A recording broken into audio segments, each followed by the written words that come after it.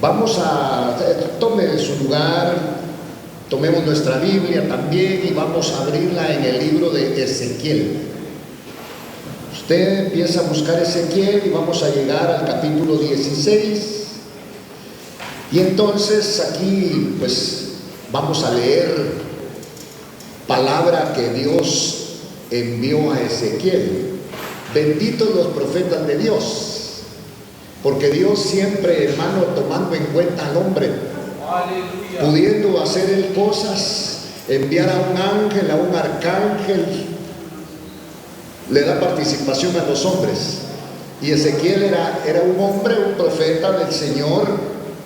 Pero estos profetas, hermano, por eso es que nosotros, para compartir la palabra, tenemos que basarnos en el libro que dejó establecido, o en los libros, porque la palabra Biblia significa libros.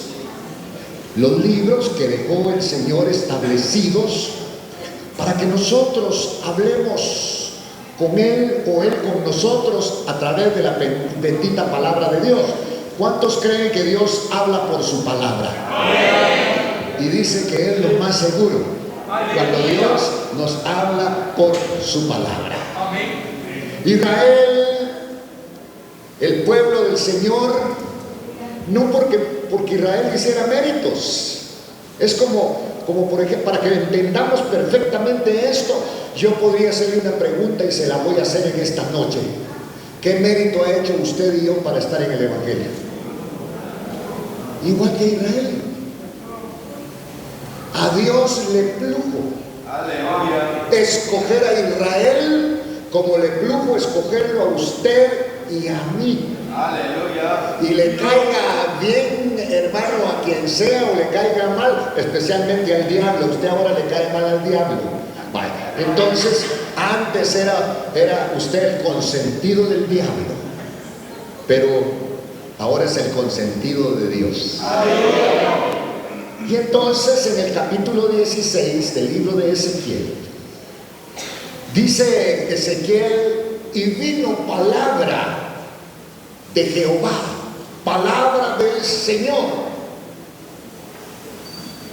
Dios enviaba su palabra, no para que los hombres, mire, había hombres que decían: no, ya no me hables, yo no voy a dar tu palabra. Cada vez que yo doy tu palabra, me meto en problemas, así que me voy para otro lado, no quiero dar tu palabra. Y entonces habían profetas que se iban para otro lado, y entonces, hermano, la palabra dice: ¿de dónde huiré de tu presencia? ¿Dónde se puede esconder? Si va a una cantina, ahí puede, de ahí lo puedes, o tal vez ya lo sacó Dios de ahí. ¿De dónde huiré de tu presencia? No podemos huir de su presencia. Y entonces viene palabra del Señor a Ezequiel y le dice: hijo mío, mire, en el versículo 2, denuncia a Jerusalén. Qué delicado. ¿Usted denunciaría a un vecino que guarda marihuana, que guarda esto? Usted yo creo que no lo denunciamos porque corremos peligro de que ese vecino pueda darle una buena gratificación a los que llegan y a nosotros nos llevan por lengua larga. Y entonces, pero resulta que la vida de los profetas era una vida en donde Dios tenía derecho sobre ellos. Son míos, los profetas son del Señor.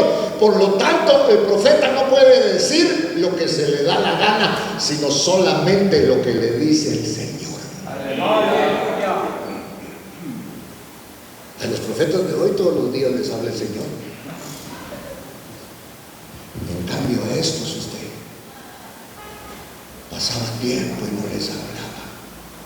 Y cuando les hablaba, hermanos, se ponían aquellos en el avispero porque iban a tener problemas. ¿Quién quería oír reprensión? ¿Quién quería oír exhortación? ¿Quién quería que le denunciaran el pecado? Y un día a Jeremías le dijo: ponte al atrio de la puerta, y cuando vayan entrando al culto, tú les vas a denunciar el pecado. Imagínense, iba a entrar uno en la puerta y Jeremías ahí: pecador, hiciste tal cosa. Se ganaba la enemistad de muchos. Y entonces aquí dice Ezequiel que vino palabra del Señor y le dijo: hijo de hombre, denuncia a Jerusalén sus abominaciones. Ahora hay una pregunta: ¿a quién de nosotros le gusta que le digan, hermano, que lo que está haciendo está mal? Si no nos gusta que nos exhorten. Y entonces aquí el Señor le está diciendo, le está dando una orden al profeta, porque los profetas eran profetas de Dios. Aleluya. Tenían un ministerio que era de Dios. Iban a hablar cuando Dios les enviaba la palabra. Y entonces viene esa palabra de parte del Señor, y lo que tiene que hacer es: sí, Señor, mire, ya tenían miedo, y ahora ¿qué tengo que hacer? Vas a ir y vas a denunciar las abominaciones de mi pueblo. Otra pregunta: ¿a quién de nosotros nos gusta que nos digan que lo que estamos haciendo está mal, que no sirve? ¿A quién nos gusta? No nos gusta. Por ejemplo, un trabajador que tiene mucha experiencia y llega otra vez un patojito, usted ahí va: eso que está haciendo no está bueno. Y vos, patojo chorreado, mocoso, ¿qué te tenés que estar diciendo? Por eso es importante la palabra del Señor. Amén. Yo no voy a venir a decirle: hermanito lindo, porque de lindos no tenemos más que a Cristo. No. Entonces viene la palabra, porque la palabra es confrontativa. Los que tienen ministerio profético, que Dios los fortalezca. Porque a veces el que tiene ministerio profético le tiene que decir una palabra desagradable al amigo, al servidor, al pastor, al que canta. Una palabra que no es agradable, una palabra que es desagradable, nos va a meter en problemas. Porque nosotros no queremos que nos machaquen, hermano, lo que está malo. Pero con Dios las cosas se tienen que hacer no como dice el pastor, no como dice el apóstol, sino como dice Dios. Y lo más seguro es la palabra bendita del Señor. Aleluya.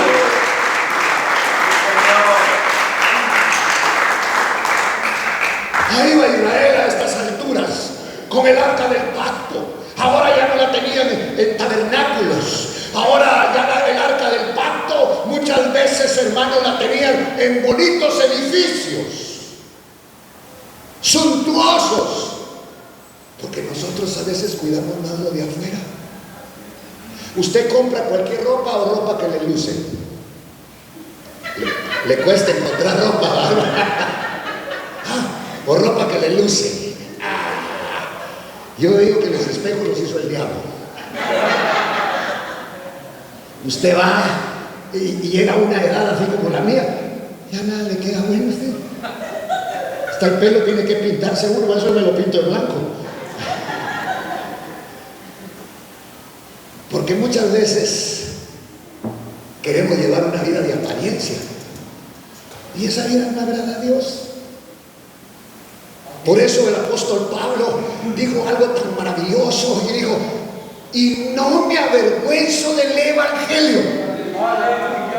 Y ya le habían dado varias leñaciadas, lo habían perseguido, Pablo hablaba con energía, con categoría, hablaba con autoridad, pero un día lo bajaron en un canasto. Y ahí venía, tírenme una colcha encima, muchachos. No era el Coco, era Pablo. Sí, porque muchas veces nosotros, hermano, en los púlpitos contamos las hazañas, contamos cosas maravillosas, pero a veces hemos tenido que llorar. A veces queremos predicar y no podemos, porque todo esto viene de parte de Dios. Aleluya. Y eso es lo que cuenta. Por eso aquí estaba Ezequiel, hermano, y de repente, por eso Jeremías un día salió huyendo. Dijo, no. Yo no voy a ir a predicar porque cada vez que mencione tu nombre, yo tengo problemas, la gente me quiere matar, la gente me odia. Ahora nosotros los pastores, ya solo quisiéramos que nos pusieran un anda y que nos cargaran, hermano, ¿verdad?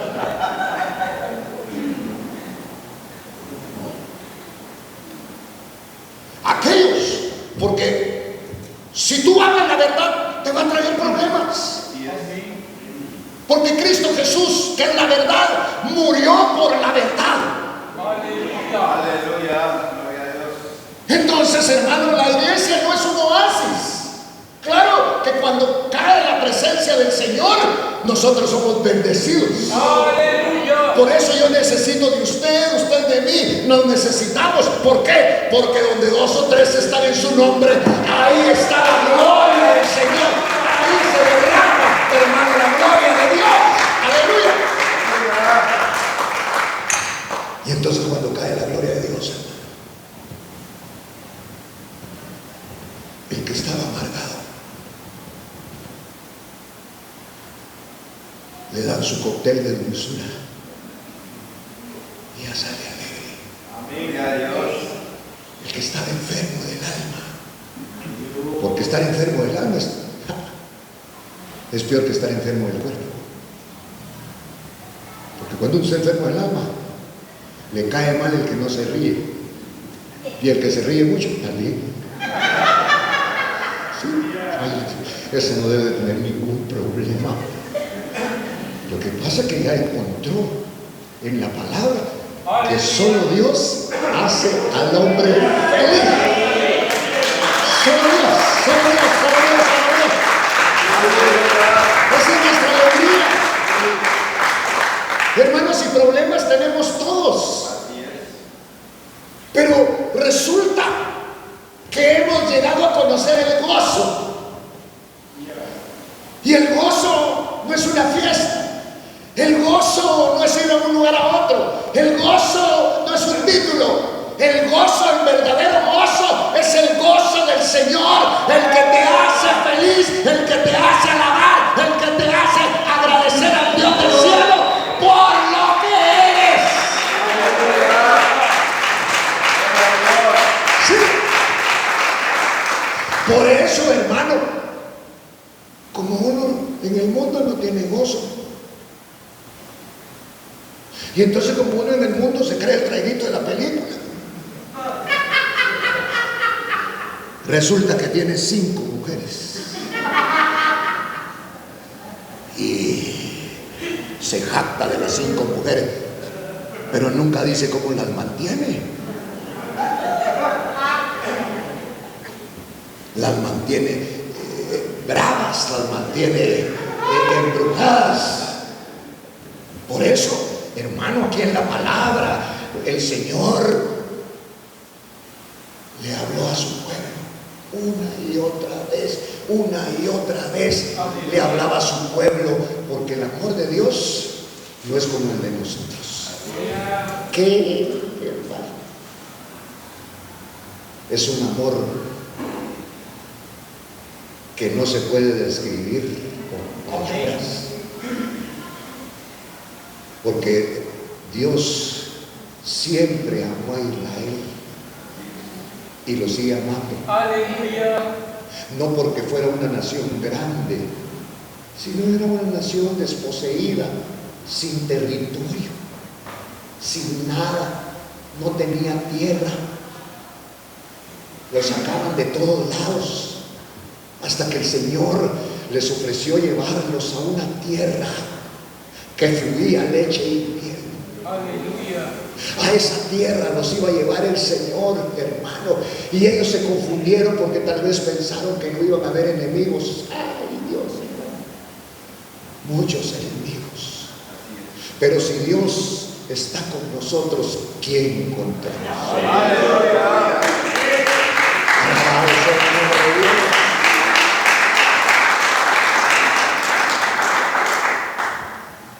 Dios, teniendo ángeles, se provee de hombres. Porque Dios lo trajo a usted a este evangelio. Este evangelio es el de Dios, a través de Jesucristo. Y Él lo trajo a usted aquí. No lo traje yo, lo trajo el Señor. El mismo que me trajo a mí, lo trajo a usted. Por eso cuando nos reunimos y estamos conscientes de todo eso, hermano, como que ardiera todo esto, porque solo Dios hace al hombre feliz.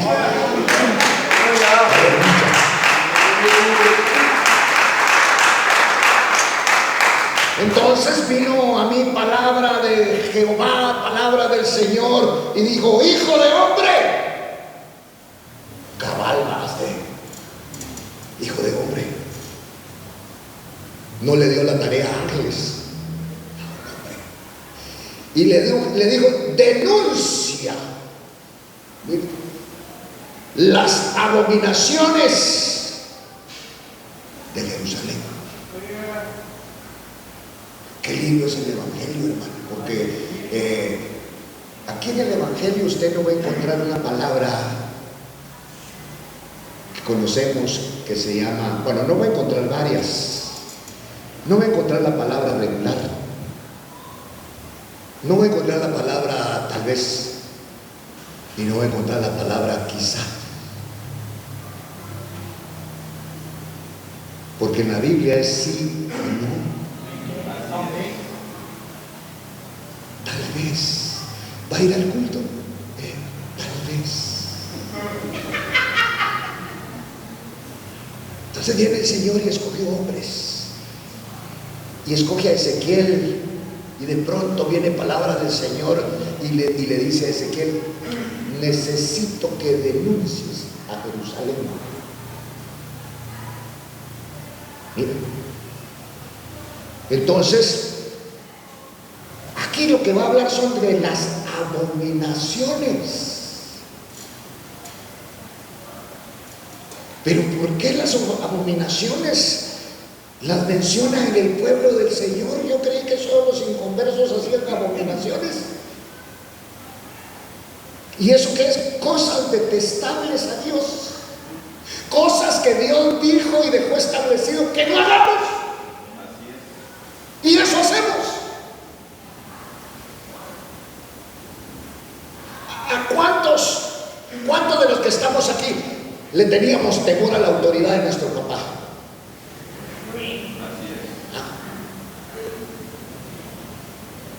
Y nunca se la hizo a su papá. Eso es que le teníamos miedo. ¿Qué tal si no? Pues chica, si se casó con esa belleza teniéndole temor a su papá, ¿qué hubiera sido si no hay temor? Por Dios santo. Entonces vino palabra del Señor. Qué lindo, ¿va? Porque usted y yo no necesitamos palabra de hombre. Necesitamos la palabra de Dios. ¡Aleluya! Dele palmas al Señor.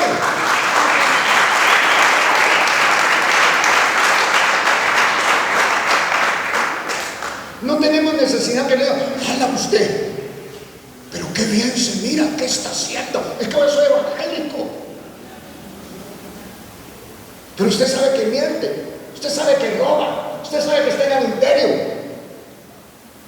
Y que lo que le están diciendo es mentira, porque solamente Dios es veraz y todo hombre. ¡Aleluya! Mentiroso dice la palabra. Y entonces estos profetas los llamaba el Señor para que fueran su voz. Eran conflictivo. Hay países donde no se, hermanos, sobre todo los países islámicos, que están bajo esos régimen, no pueden predicar el evangelio. No tienen la libertad que Dios en Cristo por el Espíritu Santo nos ha dado. Miren, nosotros somos países del tercer mundo, somos ignorantes de un montón de cosas, pero Cristo se fijó en nosotros y nos ha dado la libertad de reunirnos, de alabarnos, de glorificar su santo nombre. Tenemos esa libertad. Y entonces denuncia a Jerusalén. Jerusalén se había vuelto religioso. Andaban los rabinos, no con una barbita como la mía, era la barba, era la corbata de ellos. Porque a nosotros nos gustan los trajes. Nos gusta el uniforme de la alabanza.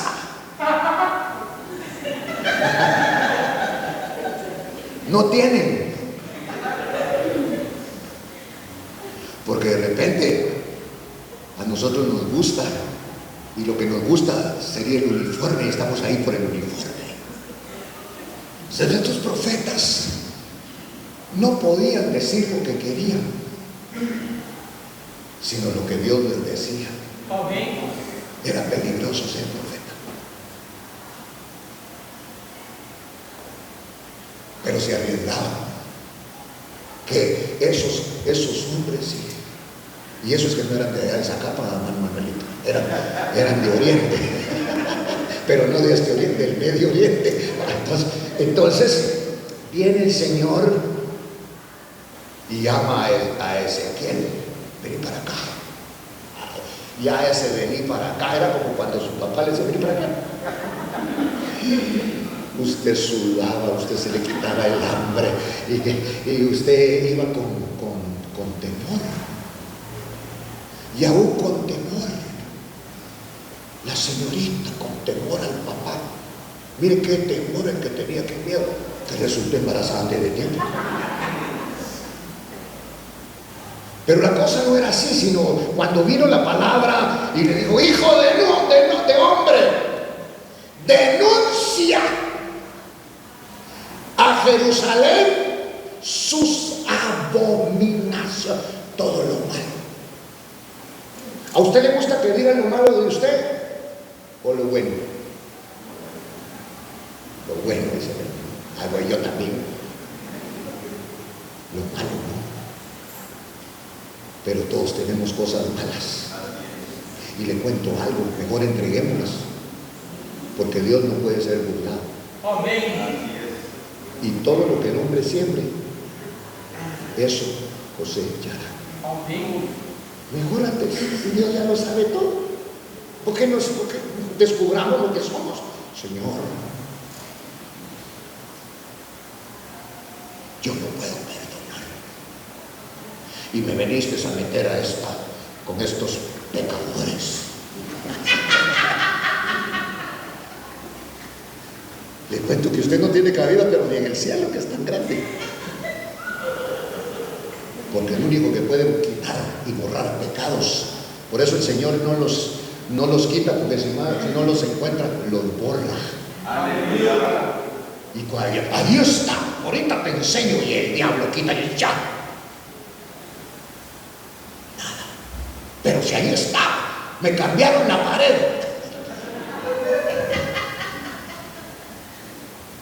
Porque el único que puede borrar los pecados se llama Jesucristo.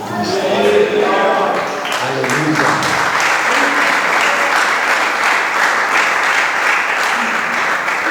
Entonces, hijo de hombre, quiero que denuncies a Jerusalén sus abominaciones.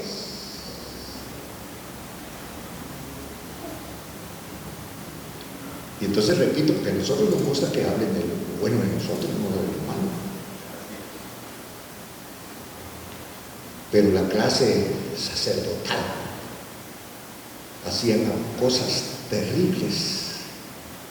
Por ejemplo, hay cristianos que chupan, otros que se drogan, otros tienen una mujer aquí y otra en otra iglesia.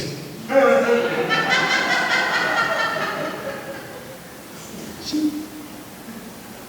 La mujer del pastor que se ha ido con el de la alabanza, o con el de la alabanza, y viceversa. Esos son los escándalos que vemos nosotros acá. Por eso dice: hijo de hombre, denuncia a Jerusalén sus abominaciones. ¿Por qué Jerusalén? Porque Jerusalén era como la capital, y donde el templo estaba ubicado. Pero entonces responde por la totalidad también de Judá. Y entonces el Señor le va a decir: y así ha dicho el Señor Dios sobre Jerusalén. Jerusalén es la casa donde ellos vivían. Tu origen y tu nacimiento es de la tierra de Canaán, porque todavía no era Israel cuando ellos caminaban por Canaán, una tierra que el Señor les había prometido, que fluía leche y miel. Y tu padre fue amorreo y tu madre hitita. Entonces aquí se refiere al origen del nacimiento y se refiere al origen que no era celestial. Nosotros no somos celestes, somos de la tierra, con el deseo grande de ser celestes y no de ser terrestres. Por eso es que nosotros esperamos un cambio de cuerpo. Y ese cambio de cuerpo, el único que lo puede hacer es el Señor. Entonces dice en el versículo 3: y di, así ha dicho el Señor Dios sobre Jerusalén, tu origen y tu nacimiento es de la tierra de Canaán. Ahí nacieron. Y tu padre fue amorreo y tu madre hitita. Entonces refiere a su origen. Y repito que no era un origen celestial, sino terrenal. Nosotros no somos del cielo, somos de la tierra. Pero ya no queremos ser terrestres, sino queremos ser celestes. Entonces nuestra conducta no es que nos compremos un traje espacial, hermano, porque se necesita, no. Una vida distinta que lo va a enmarcar la palabra del Señor. Entonces se suponía ser espiritualmente mayor que las ciudades y las naciones a las cuales Israel llegó, que sobresaliera Israel, pero que sobresaliera en cuanto a qué, en cuanto a su fe, a su devoción en el Señor. Pero cuando Israel llegó a esas naciones, se enamoró usted. ¿Y eso qué es? 14 de febrero. ¿Qué es eso? ¿Qué es? Y este otro día que 10 de mayo, de veras que 10. Se enamoraron.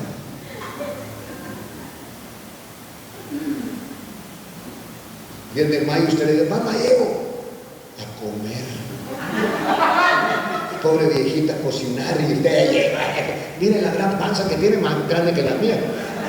Entonces, por eso dice el orgullo religioso. Hay gente que de aquí de Guatemala, mejor hablando de nuestro rancho, se han ido a bautizar al Jordán. ¿Qué le parece? Y a usted lo agarramos y lo metemos en esa chihuahua que está ahí, que tenemos de bautisterio, porque lo importante no es dónde lo bautizan a usted, sino que lo importante es que provoque un cambio en su vida y usted glorifique y exalte el nombre del Señor.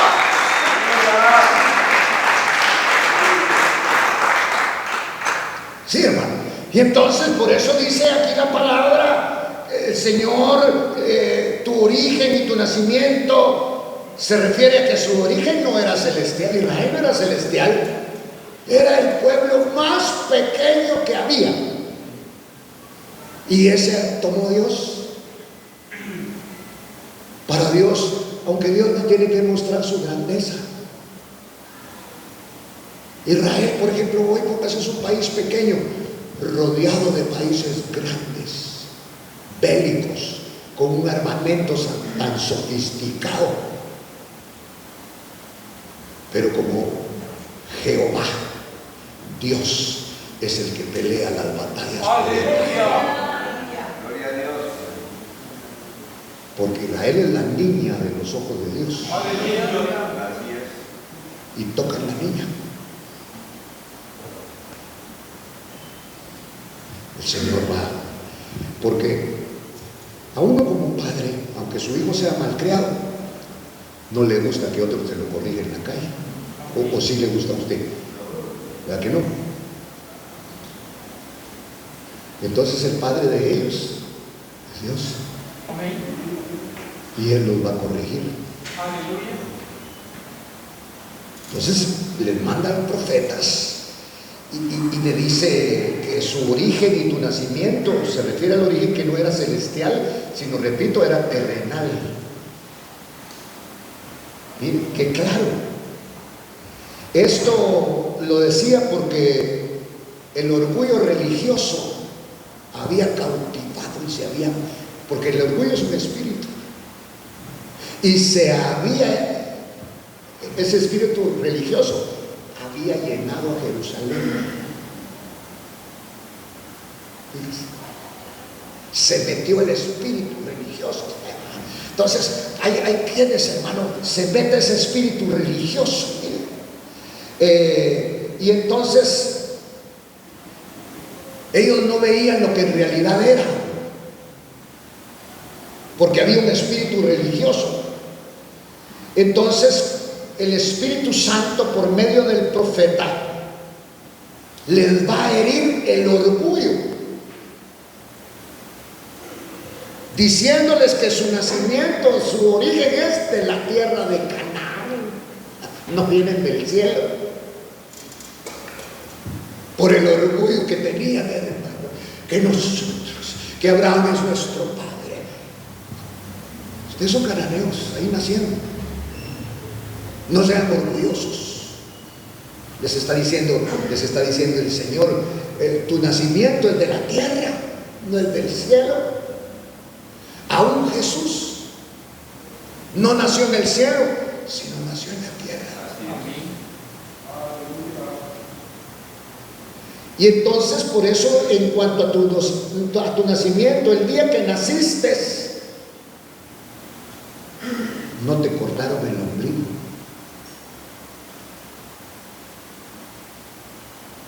Mira, ni fuiste lavada con aguas para purificar, porque uno nace lleno de sangre,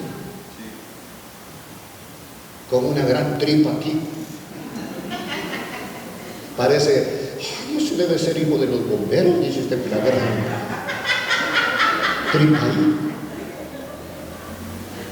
Porque este pueblo se estaba jactando. Entonces el Señor nos amonesta a través del profeta. El día que naciste, tu ombligo no fue cortado. Y esa gran tripa con la que nace uno solo le sirve para adentro, estar en el vientre de la madre, porque a través de ese lo alimenta a uno la mamá. Ya después, imagínense, uno vendrá con ombligo aquí como corbata. Ninguno me va a decir, ¡ay, qué bonito su ombligo usted! Pues de eso está hablando el Señor. Es risible, pero de él. Porque aquellos creídotes usted.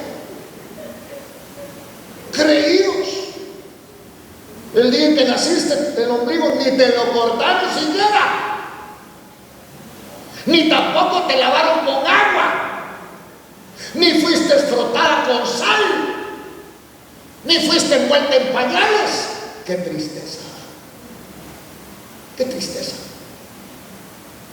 Miren, entonces, porque la interpretación de esta palabra profética corresponde a aquella ciudad y nación, pero en su aplicación verdaderamente describe la condición moral de todos los hombres. Está describiendo por el nacimiento, porque ese nacimiento es un nacimiento natural.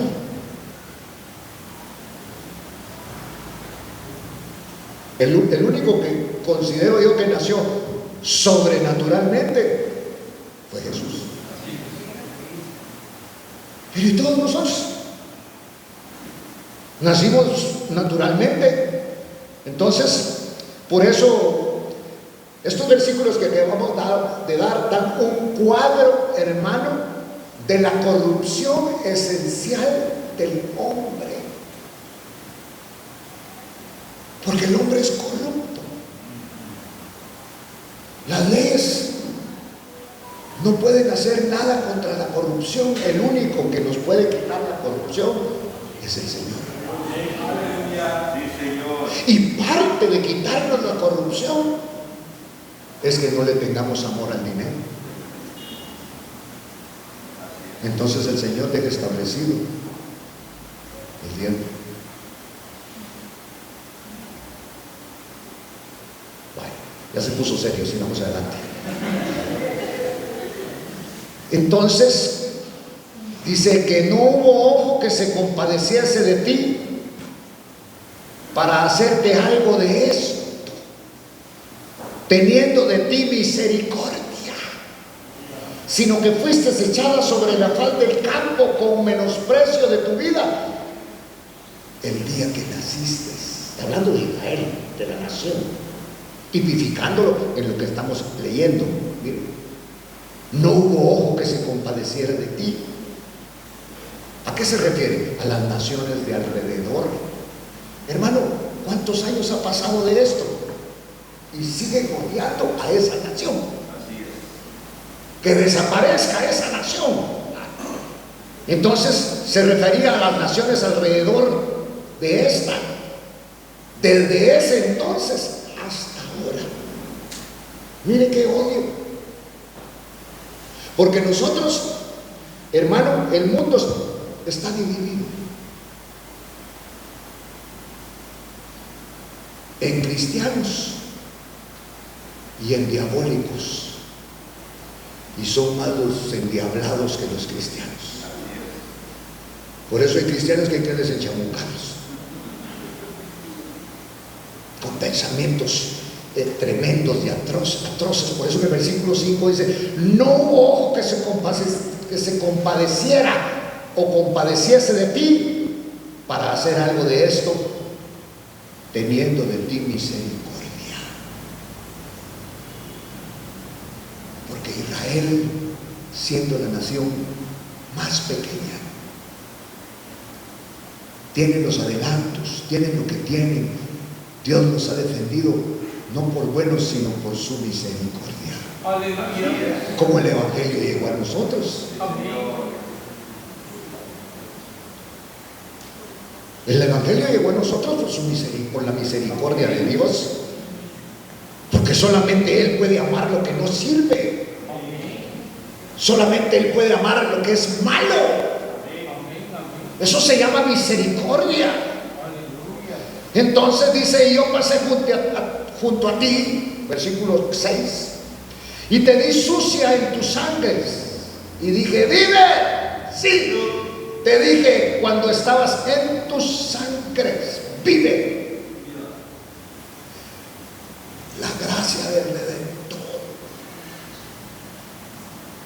haciéndose presente, amando a un ser tan degradado que se estaba revolcando en su sangre, que no tenía ningún aspecto agradable y que se revolcaba en su sangre. Mire, por eso dice: yo pasé junto a ti, te di sucia en tus sangres, y te dije. Aquí se puede referir al pecado. ¿Quién nos quería? Ya habíamos destruido hogares, habíamos destruido hijos, habíamos destruido hasta nuestra propia vida. Y Dios en su misericordia nos vio, y a los que estábamos muertos en nuestros delitos y pecados nos dijo: vive, porque Jesucristo vino a dar vida y vida en abundancia.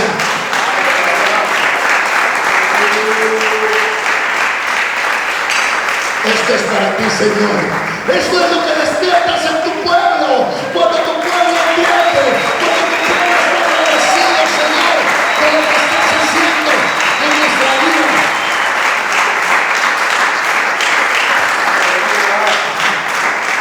Hemos congregado el Evangelio a tener dinero o no tener dinero, a tener cosas o a no tener cosas. Eso es lo que llamamos muchas veces prosperidad. Y queremos vivir en prosperidad porque se ha metido en nuestras congregaciones. Y entonces queremos vivir una vida de prosperidad. Pero Dios nos enseña a través de su palabra que no habrá hombre, que no habrá santo que mendigue pan. Porque Dios es proveedor. Aquí habemos gente que tenemos ropa que ya no nos ponemos. Primero por la gran panza.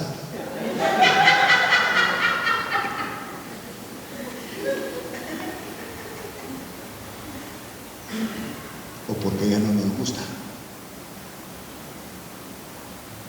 O porque esa fue de otro tiempo. ¿Cómo nos ha cambiado Dios? Porque ahora queremos andar a la moda. ¿Por qué no nos deshacemos de todo eso? Por eso dice aquí la palabra, que no hubo ojo que se compadeciera de ti para hacerte algo de esto, teniendo de ti misericordia, sino que fuiste echada sobre la faz del campo con menosprecio de tu vida en el día en que naciste. ¿Cómo nos tomó Dios? En nuestros muertos, dice la palabra en Efesios, en nuestros delitos y pecados, pero Cristo Jesús ha venido a darnos vida. ¡Aleluya! Y vida en abundancia. ¡Aleluya! Dele palmas al Señor.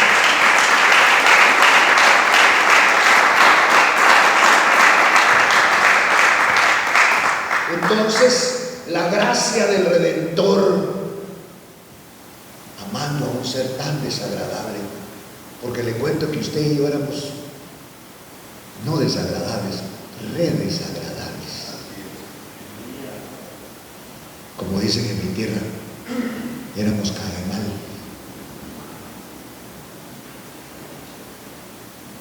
Ya ni la familia nos quería. Éramos desagradables, pero el Redentor, amando a un ser tan desagradable como nosotros, nos ha hecho la novia de su Hijo amado Jesucristo. No quiere a otra, no quiere a una que hable 10 idiomas porque peca de 10 maneras. A veces prefiere al ignorante, porque el ignorante, el iletrado, ama a su Hijo amado Jesucristo.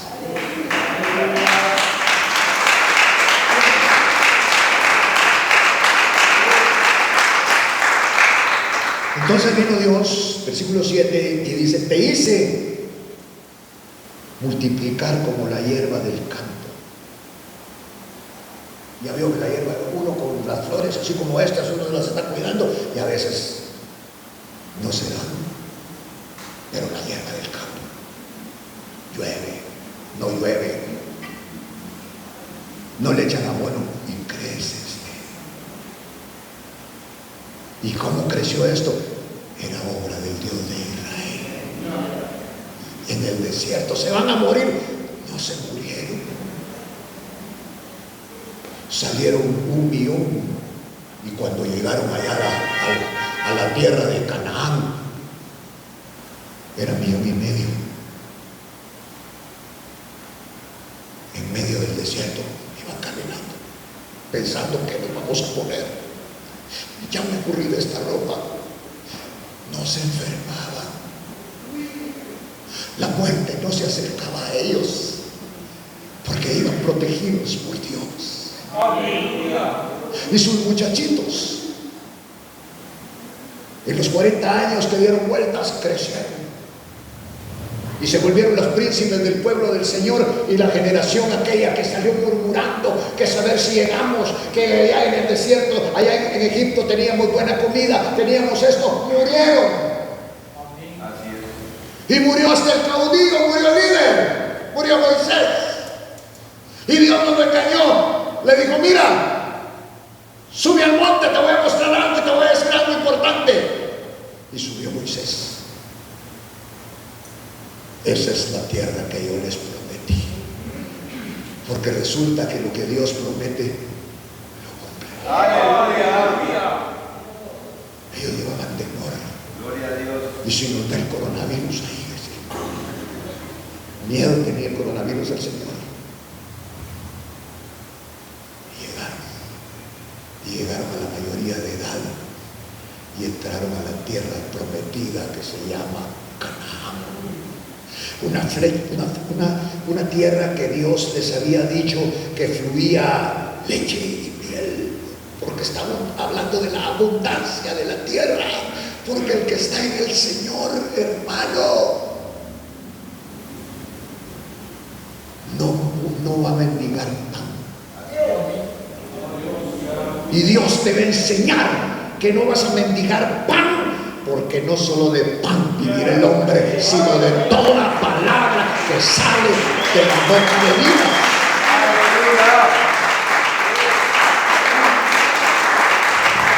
Un Dios maravilloso. Subimos, hermanos, por favor.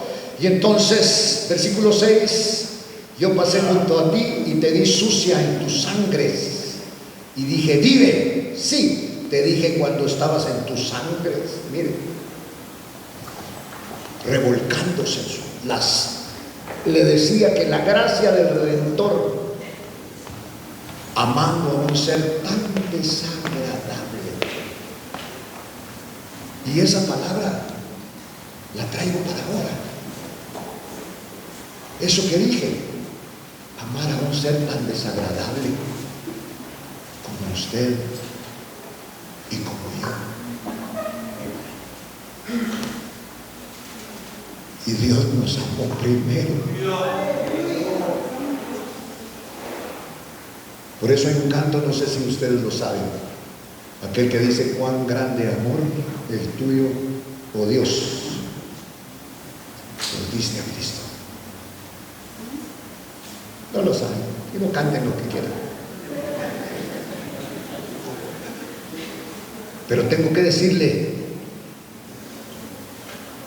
y agarró a aquel ser tan desagradable, revolcándose en su sangre, no tenía quién por ellos. Algunos de aquí hasta nos habían echado ya de la casa la mujer o el hombre.